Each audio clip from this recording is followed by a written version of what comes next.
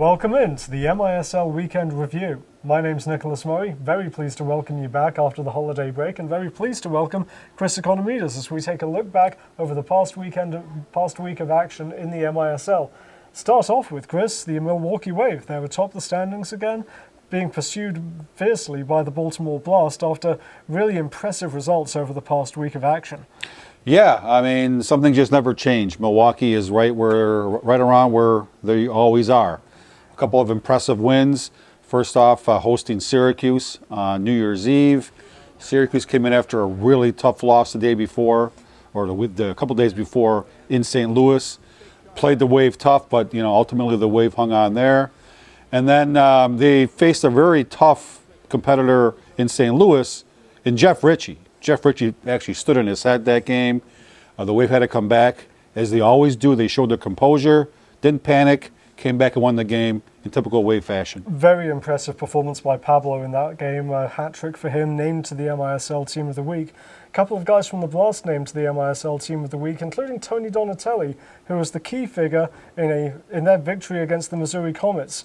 Now, the Blast have been beating up on the Pennsylvania Roar a little bit, but I think that win against the Comets maybe was a marker. They've won 6 straight now. Some very interesting games coming up now against the Syracuses and the Rochesters, as we'll find out a little bit more about this Blast team. Yeah, well, Mother Nature's played a role in everything that we're talking about here. Missouri was stranded in Rochester. Their flights to Baltimore were canceled. Thanks to our friends in Rochester, they were able to get a bus. They traveled down to Baltimore for the game that Friday evening, got in about 5 o'clock for after being on a bus for 10 hours.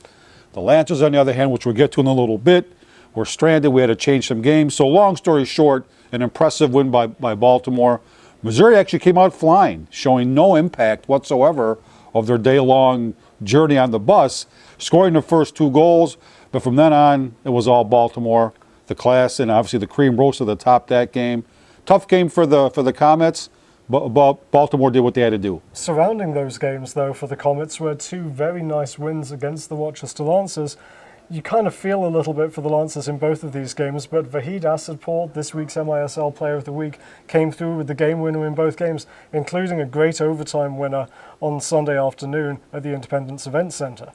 Yeah, you know what? My heart goes out to the Lancers. Again, they've just been, it's sort of that old movie, Planes, Trains, and Automobiles. Well, it's been planes, and planes, cancellation. But you know what? These are the things that were dealt with. Missouri found a way to go into Rochester on New Year's Day. Very entertaining game. A controversial non-call late in the game, but, those things happen. And then the game the other day, Sunday in Missouri. Again, tough travel schedule for both teams, but a great finish. Missouri found a way to win. A little mismarking there on the winning goal. But he was left wide open for just a tap in.